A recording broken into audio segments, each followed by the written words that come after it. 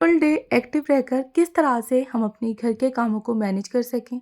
साथ ही ना फिर बच्चों की पढ़ाई हो गई, उनके साथ टाइम स्पेंड करना, अच्छे-अच्छे से खाने बनाना और अपने घर को फुल तरीके से ऑर्गेनाइज़ रखना। ये सारे काम हम किस तरह से अपने घर के लिए कर सकते हैं। लेकिन वहीं हम पूरे दिन एक्टिव भी किस तरह से रह सकते हैं, जो कि हमारे घर के हर एक काम टाइमली मैनेज होते रहें। तो आज की इस वीडियो में मैं आप लोग के साथ कुछ ऐसे ही टिप्स और ट्रिक्स शेयर करने जा रही हूँ। अस्सलाम वालेकुम एवरीवन, कैसे हैं आप सब लोग। उम्मीद करती हूँ कि आप सब लोग बेहतर होंगे, खुशहाल होंगे और मज़े में होंगे। अल्हम्दुलिल्लाह हम लोग भी सभी बेहतर हैं। हम माएँ, हम हाउसवाइफ अपने घर में कितनी भी हेल्पर रख लें, लेकिन फिर भी हमारे घर के कुछ काम ऐसे होते हैं जो कि हमें ही देखने पड़ते हैं। और जो भी बहनें मेरे जैसी हैं जो कि हेल्पर नहीं रखती हैं या फिर रखना नहीं चाहती हैं, इतना अफोर्ड नहीं कर सकती कि वो हेल्पर रखें, तो उनके लिए ना थोड़ा-सा मुश्किल पड़ जाता है घर के कामों को देखना। और फिर साथ ना छोटे-छोटे 1 से 2 बच्चे हों तो फिर वहाँ पे ना थोड़ा और मुश्किल पड़ जाता है। सबसे पहली टिप तो ये आती है कि अपने आप को एक्टिव रखने के लिए आप लोगों ने ना जो एक डाइट है, हेल्दी डाइट वो लेनी है और साथ ही ना एकदम से स्ट्रेस फ्री रहना है, यानी कि किसी भी काम की कोई भी टेंशन नहीं लेनी है। देखिए, घर के काम होते रहेंगे, हम लोग पूरा दिन अगर घर के कामों में लगे रहेंगे ना, तब भी एक स्टेज ऐसी आ ही जाती है जो कि घर हमारा पूरे तरीके से बिखर जाता है। और बच्चों के साथ अगर घर बिखरेगा नहीं तो ऐसा पॉसिबल हो नहीं सकता। तो बस आपने क्या करना है कि किसी भी काम की कोई भी टेंशन नहीं लेनी है। हाँ, जो भी काम है हो जाएगा जिस टाइम आप कर रहे हैं, जिस टाइम आपका मन है आप उस टाइम पे उन कामों को देख सकते हैं। अच्छा, साथ ही ना फिर आपने ये और करना है कि कोई भी काम मैं अपने कामों को किस तरह से मैनेज करती हूँ, यानी कि जब भी मैं किचन में काम कर रही होती हूँ ना, तो कोशिश करती हूँ कि किचन के जो भी छोटे-मोटे से काम हैं उनको मैं हाथ के हाथ देखती चलूँ। जैसे कि मुझे कोई भी ग्रोसरी रिफ़िल करनी होती है, तो वो भी मैं इसी टाइम पे ही कर लेती हूँ। ब्रेकफ़ास्ट बना रही हूँ, तो ब्रेकफ़ास्ट के टाइम पे ही आधी-अधूरी मैं लंच की तैयारी भी करके रख लेती हूँ। खाना मैं खाने के लिए बना रही थी दाल-बाटी, तो मैंने दाल को पकने के लिए रख दिया और जो भी पंचमेल मिक्स दाल होती है ना, वो सारी दालें मैंने यहाँ पे रख दी पकने के लिए और साथ ही ना फिर मैं जो मुझे जार्स रिफ़िल करने थे मसाले के, यानी कि खड़े गरम मसाले के, तो वो भी मैं यहाँ पे रिफ़िल करने लग गई थी। तो जब भी आप लोग अपना कोई भी काम यानी कि किचन में कोई भी बड़ी मील वगैरह बना रहे हैं, तो वहाँ पे कोशिश करें कि जो भी आपके छोटे-मोटे काम हो गए, उन्हें आप निपटाते चलें। 2-4 छः जो भी बर्तन लगे हैं यानी कि पड़े हुए हैं सिंक एरिया में, तो वो आप लोग हाथ के हाथ उन्हें वॉश करके रख दें। बास्केट आपकी धुले बर्तनों से भरी पड़ी है, तो आप लोग उसको तुरंत लगा के रख सकते हैं। कोई भी आपकी किचन की टॉवल्स वगैरह धुली हुई रखी हैं, आपने उन्हें वॉश करना है, तो वो भी आप लोग लगे हाथ इसी टाइम पे ही कर सकते हैं। तो इससे ना काफ़ी हद तक हमारे जो काम होते हैं वो कम हो जाते हैं, क्योंकि एक टाइम में ही हमने अपने छोटे-मोटे काफ़ी सारे कामों को समेट लिया है। इसी टाइम ही ना आप लोग लगे हाथ जो भी कटिंग चॉपिंग होती है ना, वो भी आप लोग हाथ के हाथ करते जाएँ। तो इससे आपका खाना भी जल्दी बन जाएगा, नेक्स्ट टाइम की भी आप लोग थोड़ी बहुत प्रिपरेशन करके रख सकते हैं और साथ ही छोटे-मोटे जो काम हैं ना, वो हाथ के हाथ होते चले जाएँगे। तो मैं हमेशा इसी ट्रिक को फ़ॉलो करती हूँ, आप लोग चाहें तो इस ट्रिक को फ़ॉलो कर सकते हैं और फिर देखिएगा कि आपके जो काम हैं वो काफ़ी हद तक ईज़ी और कम हो जाएँगे।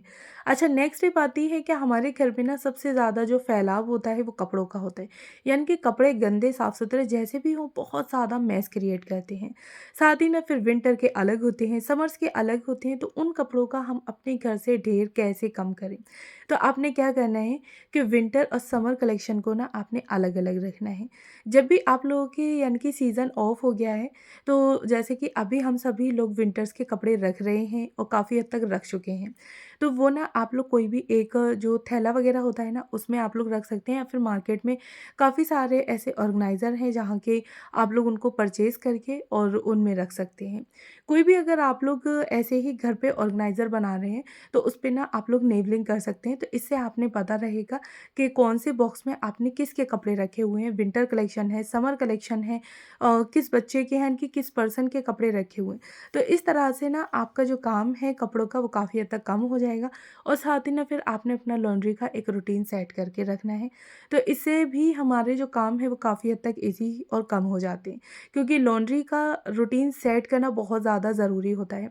अक्सर करके हम लोग यही सोच रहे होते हैं कि अभी तो थोड़े से कपड़े हैं, हम नेक्स्ट टाइम में वॉश कर देंगे या नेक्स्ट डे वॉश कर देंगे। अब वो नेक्स्ट डे आता ही नहीं है और फिर हमारी जो बकेट होती है ना वो पूरी फुल भर जाती है। अच्छा, मैंने यहाँ दाल बाटी बना रही थी, तो दाल बाटी बनाने के लिए ना मैंने पंचमील जो दाल थी वो निकाल ली थी। उसको अच्छे से थोड़ी देर भिगो के रख दिया था और बस पकने के लिए रख दिया। तो मैंने उसमें नमक और हल्दी ये दोनों चीज़ें डाल के ना पकने के लिए रख दिया था और साथ ही ना मैंने तेज़पत्ता और थोड़ा-सा घी उसमें ऐड कर दिया था। तो अब बस दाल में विसिल आई, उतने टाइम में ही जो भी जार्स वग़ैरह मुझे रिफ़िल करने थे वो रिफ़िल कर दिए। साथ ही ना मैंने वेजिज़ की भी कटिंग चॉपिंग करके रख दी, जिससे कि मैं दाल में तड़का लगा के रख सकूँ। अच्छा, बाटी के लिए भी मैंने आटे को लगा दिया। आटे में ना थोड़ा-सा आपने बेसन और सूजी भी उसमें ऐड कर लेनी है, तो आपकी बाटी बहुत ज़्यादा खस्ता बन के रेडी होंगी। साथ ही ना फिर आप उसमें थोड़ी-सी कस्तूरी मेथी ऐड कर लें, घी ऐड कर दें और थोड़ी-सी अजवाइन उसमें हाथ से क्रश करके आप उसमें डाल सकते हैं। तो आपकी बाटियाँ बहुत ज़्यादा टेस्टी बनने वाली हैं। तो बस इसी तरह से मैंने आटे को भी लगा के रख दिया। अच्छा हाँ, आटा लगाते वक़्त आपने ध्यान रखना है कि एकदम से सॉफ्ट डो नहीं तैयार करना है और बहुत ज़्यादा टाइट भी नहीं, यानी कि बीच का डो आप लोगों ने रेडी करना है। और बस फिर मैं दाल के तड़के को बनाने लगी। स्टेप आती है कि बेड मेकिंग करना है, यानी कि बेडरूम में हमारा ना सबसे ज़्यादा बेड अगर मेसी पड़ा हो तो पूरा बेडरूम हमारा गंदा लगता है। तो आप लोगों ने ना अपने 2 टाइम ऐसे रखने हैं जो कि आप लोग बेड मेकिंग कर सकें। सबसे ज़्यादा तो बेड की टकिंग होती है, तो मैंने काफ़ी सारे वीडियोज़ में शेयर किया है कि बेडशीट की आप लोगों ने टकिंग कैसे करनी है। अगर इस तरह से आप लोग बेडशीट की टकिंग करेंगे ना, तो आपका जो बेड है वो बिल्कुल भी बिखरेगा नहीं, यानी कि बेडशीट आपकी बिल्कुल भी बिगड़ेगी नहीं। तो बस अच्छे से उसकी टकिंग करनी है और शाम के टाइम में या फिर दोपहर के टाइम पे जब भी आप लोग रेस्ट करके उठ रहे हैं, तो जो भी पिलो वगैरह बिगड़ गए हैं तो बस उसको सेट कर दें। और कोई भी एक्स्ट्रा चीज़, बच्चों के टॉयज़, बुक्स वगैरह अगर आप लोगों ने दिख रही हैं, तो वो उठा के उसी की जगह पे रख दें। तो इससे ना हमारा बेडरूम जो है वो पूरे तरीके से पूरे दिन एकदम से साफ़ और ऑर्गनाइज़ लगता है। अगर छोटे-छोटे बच्चे हैं आपके साथ तो फिर वहाँ पे ना आप 2 दिन का गैप करके जो बेडशीट है उसको चेंज करते रहें। और अगर बच्चे इतने समझदार हैं, कहना मानते हैं, तो फिर वहाँ पे आपकी बेडशीट जो है वो 3 से 4 दिन आराम से निकल जाती है। अच्छा, बहुत ही ज़्यादा जो लाइट रंग की बेडशीट होती है तो वो मुझे 2 दिन के बाद चेंज करनी पड़ती है, क्योंकि बच्चों को हम लोग कितना भी रोक लें, बच्चे नहीं मानते। और अगर थोड़ी-सी डार्क रंग की बेडशीट होती है ना, तो वो आराम से मेरे 3 से 4 दिन चल जाती है। तो बस आप लोगों ने ये देखना है कि लाइट कलर की आप लोगों ने बेडशीट लगानी है या फिर डार्क कलर की, तो ये बिल्कुल आपके ऊपर है। इससे बात ये है कि काम आपके छोटे हों या बड़े हों, लेकिन बीच-बीच में आपने अपने कामों के रेस्ट लेते रहना है। देखिए, हमारे घर के काम छोटे-बड़े इतने सारे होते हैं कि अगर हम लोग पूरे दिन भी लगे रहेंगे ना, तो भी छोटे-बड़े बहुत सारे काम निकलते चले आते हैं। तो आप लोगों ने ना ये नहीं सोचना कि मैं पूरे तरीके से सारे कामों को समेट लूँ, उसके बाद ही रेस्ट करूँगी। जी नहीं, बीच-बीच में थोड़ा-थोड़ा सा रेस्ट आप लोग लेते रहें। 10 से 5 मिनट के लिए किसी भी एक जगह बैठ जाएँ। कुछ भी अगर आप लोगों ने खाना-पीना है तो वो ले सकती हैं। नॉर्मल आप लोग 1 गिलास पानी ले सकती हैं। इससे ना आप अपनी हेल्थ का भी ध्यान रख सकेंगी और साथ ही ना घर के जो काम हैं वो भी होते रहेंगे और आप लोग बिल्कुल स्ट्रेस फ्री रहेंगी। क्योंकि घर के काम हम लोग कितना भी कर लें, लेकिन फिर भी थोड़े ना थोड़े कहीं न कहीं रह ही जाते हैं। आप लोगों ने ना बिल्कुल भी गिल्ट नहीं रखना है अपने मन में कि मैं कितना भी कर लूँ, लेकिन फिर भी अपने कामों को नहीं समेट पाती। तो बस इस आदत के साथ आप अपने कामों को कभी भी परफेक्टली मैनेज नहीं कर पाएँगी। नेक्स्ट स्टेप आती है कि बच्चे छोटे हों तो उनकी पढ़ाई भी हम लोगों को ही मैनेज करनी पड़ती है। अब यहाँ पे अगर हम लोग ट्यूशन जो है उनकी लगा भी देते हैं, फिर भी हमें घर पे ही बच्चों को देखना पड़ता है कि किस तरह से वो होमवर्क कर रहे हैं, स्कूल से क्या मिल रहा है, ट्यूशन वाली जो मैम हैं वो बच्चों को किस तरह से पढ़ा रही हैं। तो ये सारी चीज़ें भी हमारे ही ज़िम्मे आती हैं, जो कि हम लोग अपने बच्चों को देते हैं, उनकी उनको टाइम देते हैं। तो मैं भी इसी तरह से करती हूँ कि शाम का जो टाइम है वो अपने बच्चों के लिए रखती हूँ और शाम को ना आराम से जो भी कुकिंग वगैरह कर रही होती हूँ ना, तो वो भी करती जाती हूँ और बच्चों को मैं बिठा देती हूँ पढ़ने के लिए। अच्छा, आज ना दानिन का मन नहीं था तो वो कहने लगी कि मुझे टीवी देखनी है। तो दानिन बाहर ना सोफ़े पे बैठ के टीवी देख रही थी और मीराब को मैंने अंदर बिठा लिया था पढ़ने के लिए। मैं ना शाम के टाइम में ही, यानी कि जब भी मैं कुकिंग कर रही होती हूँ, उसी टाइम पे ही मैं बच्चों को पढ़ने के लिए भी बिठा लेती हूँ। तो उसी टाइम में जो भी उन्हें लर्न करवाना है वो देख लिया। साथ ही कुछ एक्स्ट्रा वर्क मुझे मैथ का देना है, क्वेश्चंस वगैरह, तो वो देख लिए। और या फिर जैसे उनके स्कूल का मुझे देखना होता है तो वो भी इसी टाइम पे ही मैं करवा लेती हूँ और बच्चे आराम से कर भी लेते हैं, क्योंकि स्कूल से आके ना उनकी थकान काफ़ी हद तक उतर जाती है। उसके बाद में फिर मैं बच्चों को पढ़ने के लिए बिठा लेती हूँ। तो शाम का टाइम ना मुझे काफ़ी अच्छा लगता है। नेक्स्ट स्टेप आती है कि जब भी आप लोग कुकिंग के कामों से फ्री हो गए हैं तो झटपट से अपनी किचन को ना पूरे तरीके से क्लीन कर दें, काउंटर टॉप पे एक वाइप कर दें और साथ ही ना गैस स्टोव पर भी एक वाइप कर दें।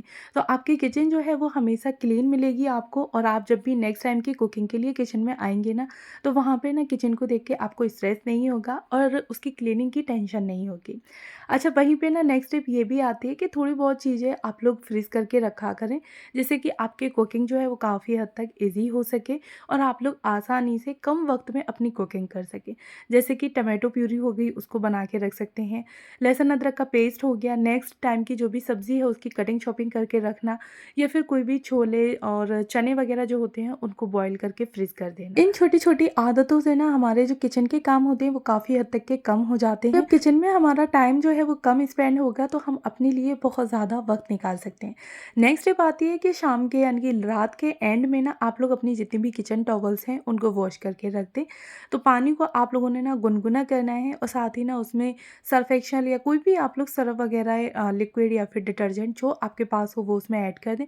थोड़ा-सा खाना सोडा ऐड कर दें और जो भी आपके किचन की टॉवल्स हैं ना, तो उस पानी में डिप करके छोड़ दें 10 से 15 मिनट के लिए, और उसके बाद बस ऐसे ही आपने हाथों से रब करनी है और उनकी जो भी गंदगी वगैरह है वो सारी रिमूव हो जाएगी। बिल्कुल भी वहाँ पे आपको ज़्यादा एफर्ट्स लगाने की ज़रूरत नहीं पड़ेगी।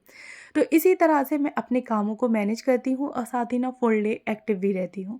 तो कैसा लगा मेरा आज का ब्लॉग मुझे कमेंट बॉक्स में बताइएगा ज़रूर, और अगर आज आप लोग फर्स्ट टाइम हैं मेरे चैनल पर तो प्लीज़ मेरे चैनल को ज़रूर सब्सक्राइब करें, साथ में बेल आइकन को भी ऑन कर लें। कमेंट करना ना भूलें कि आज का ब्लॉग मेरा कैसा लगा।